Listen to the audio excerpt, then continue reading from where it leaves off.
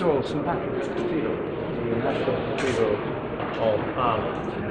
And it's very unusual because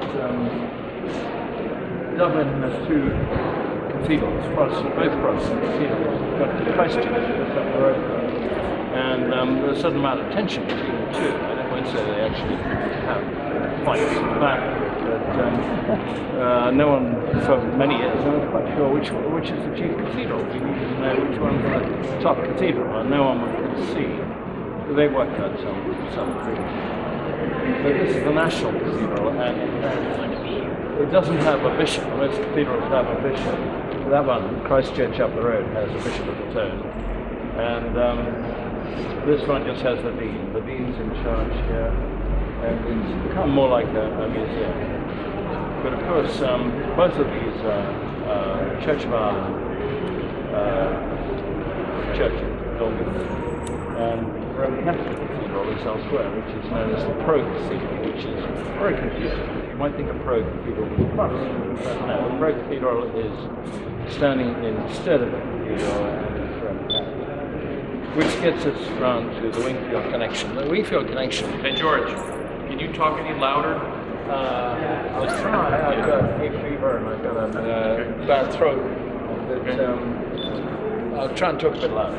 So the Wingfield connection is with this wonderful monument, which is the Boyle family monument.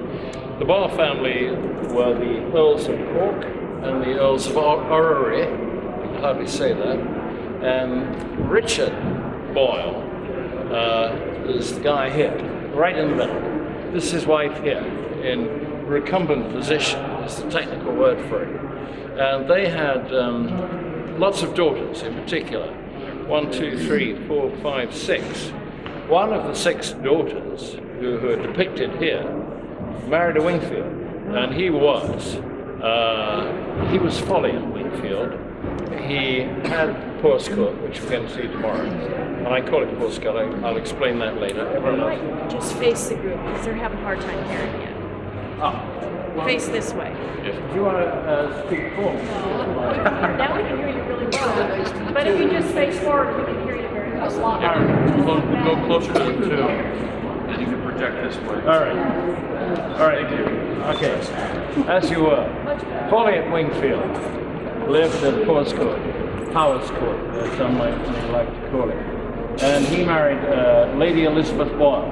And you're bound to say, which one is Elizabeth? Well, the fact is, I don't know, and I'm not sure anyone else knows. I've been making inquiries, but no one seems to know which one of these 6 ladies is Elizabeth. He married her. They had no children. She died in 1709 and is buried up near the altar. There's a great vault where all the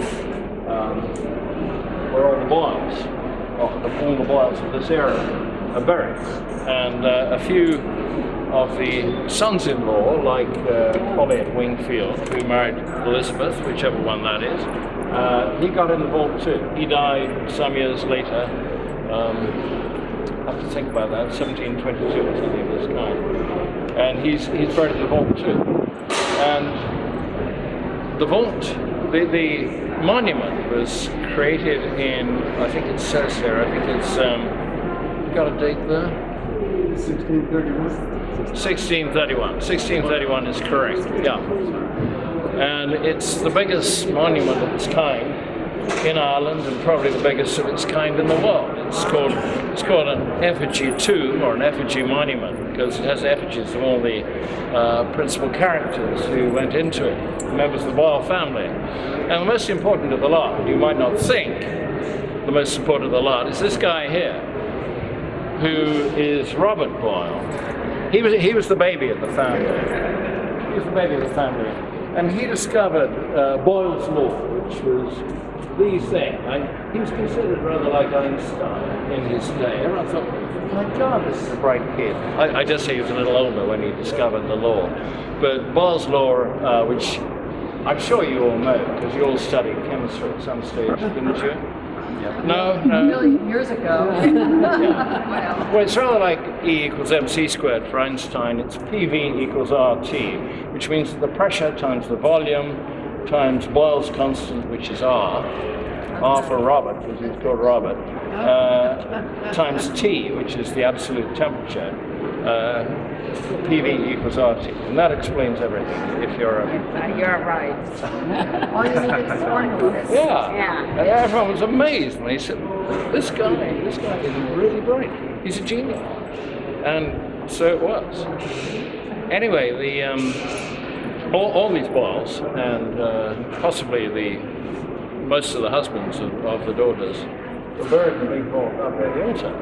And in those days, in about 1630, 1650, 1700, it was always best to be buried as close as possible to the altar, because that's the holiest place in the church.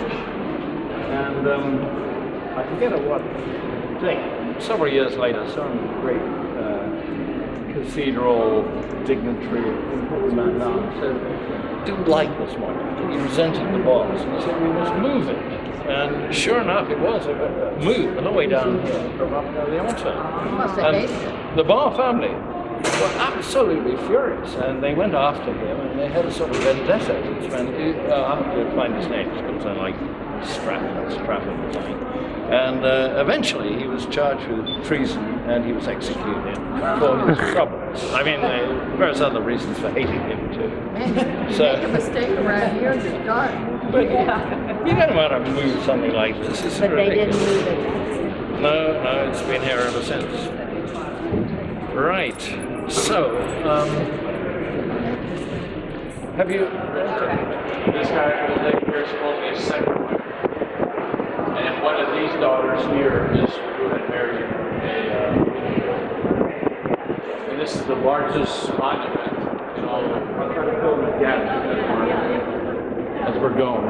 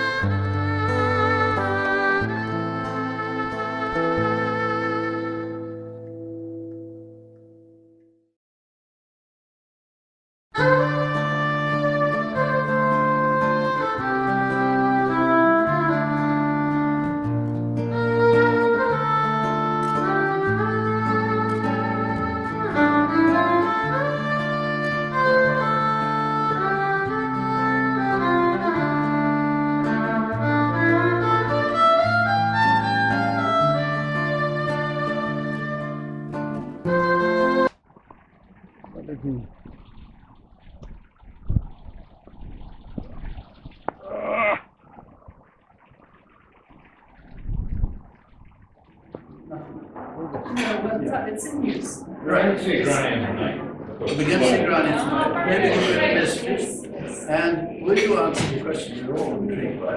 Where is the hall today with George IV's throne in it before he was nearly drowned, wasn't he?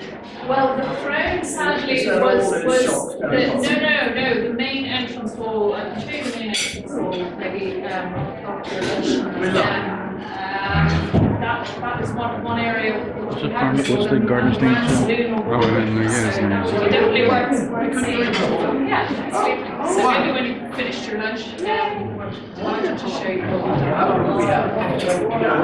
Yeah, just as soon as we get done, we can do that. And Alex is as well. And this is Alex. He's the lead gardener. Of course, your first cousins to Sarah. We're cousins, yeah. Flowers are But he's gardening right to January. Sarah Schlesinger and Alex. big pots. He's responsible for the gardens. Who keeps the place beautiful. Did you enjoy it? Did you enjoy it? Yes, Did you get around the whole garden? almost. Yes. Ed's brother, He was the one who jumped the rockery and fell off and killed himself riding, wasn't he? Oh, No, that's the Viscount Powerscourt. I've got the brother wrong. well, they didn't live very long, did they? He got to No, 33. it was the Reverend Edward's middle brother before the Powerscourt. yes, I think she probably has a car. So, All the Wingfields are very bad. no, that's the fifth. We're a generation down. Now, do you have? What are you doing there? We went. The fourth, Yes. The back. the fourth was the son of the man who built the town. Yes, he's brother of Reverend Edward. Yes, Yes, it was the brother who came between them, wasn't it? The brother who came between them, Yes. his name escapes me. Thomas, was it? He was riding a horse. All three of them are riding together here. Yeah. And he jumped the rock wall, fell down and killed himself. I'm pretty sure that was the brother in between I those think you're two. probably right. So how many brothers were there? 3 or 4.